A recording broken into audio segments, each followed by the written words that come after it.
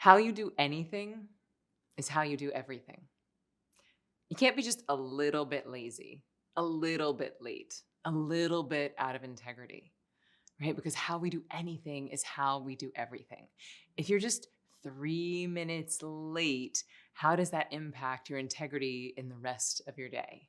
If you let your inbox become a crazy, overwhelming mess, how does that impact the way that you feel in your brain? If you start a meditation practice and say, oh, well, I'll just skip today. I don't really feel like it today. If you make a promise to yourself to go to the gym and you break the promise, how does that impact your level of self-respect and integrity in every other area of your life? Really, truly, how we do anything is how we do everything. Now, this is not meant to put you in a prison of perfection. This is meant to empower you. It's meant to remind you that if you can take pride in and care in even the seemingly small details in your life, it will start to show up in the bigger decisions. So let's say, hypothetically, you happen to be a recovering control freak. If you notice that tendency to control in seemingly small areas of your life, how do you expect yourself to surrender when a really big opportunity comes along? Right? If we're not practicing surrender in the seemingly small stuff, it's going to be much more challenging when we get to the big stuff.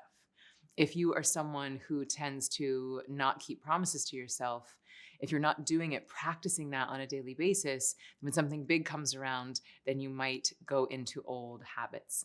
So this is a really simple but powerful reminder that how you do anything is how you do everything.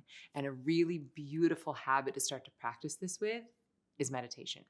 So my very strong recommendation to you is, if you don't have a practice yet, please do get some training. If you think I'm a ding dong, go find somebody else, but find someone that you trust. Invest the time, invest the resources in learning a style that's meant for you and not a monk.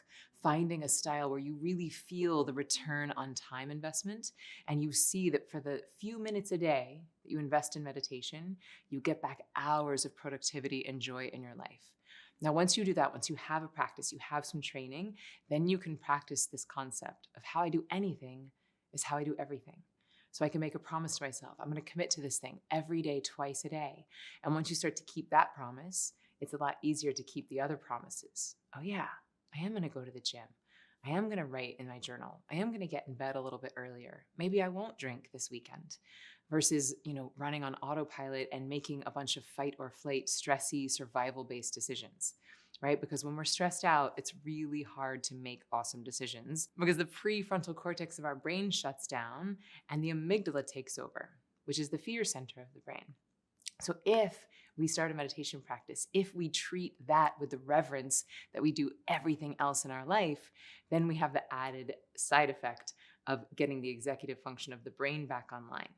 So committing to this, really treating your meditation practice as sacred time in your day will start to bleed into everything else that you do. So if you don't have a practice yet, I'd love to train you over at zivameditation.com. If you do have a practice, this is your friendly reminder to make it sacred, to make a promise to yourself, put some consequences behind it, and keep that promise. How you do anything is how you do everything. All right, friends, happy meditating.